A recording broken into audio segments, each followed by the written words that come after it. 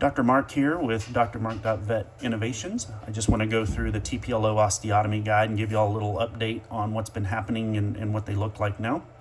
So this is version 1, which is still available. It's a little bit smaller, a little bit thinner, and we have our groove here and we have our centrally located stay pin holes. And so what this is the initial version that is used to help eliminate blade drift.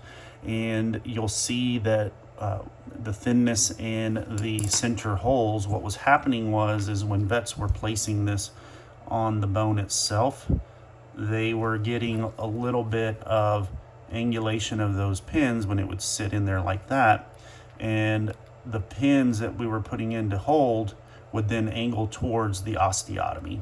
And being in the center was also having an issue.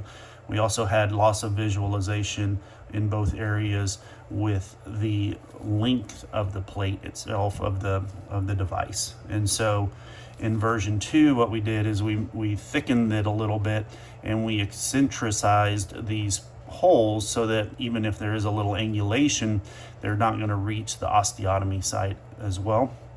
Also, we added this bevel in the center, which actually fits the bone much better. You can see that there's no more movement with that, and when you place your pins, it holds that very well, and you can make your cut. We still have our notch for a landmark, but what we still had was some loss of visualization of the soft tissues proximally and distally, and so we wanted to address that in what I'm calling the revision of version 2. We're still going to call it version 2, but what we did is we made it the length of the actual bone and osteotomy. And if I can just get this placed correctly here, you can see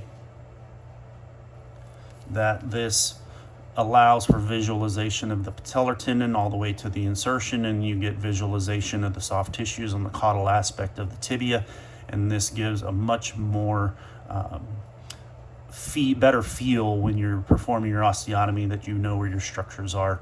And we've had some good feedback with this particular version of V2. So what we'll ultimately have is we'll have V1 still available for those that like the smaller version of it, and then V2 will be a little bit more precise, have a little bit more visualization, eccentric holes for stabilizing, and a lot more stable on the bone itself.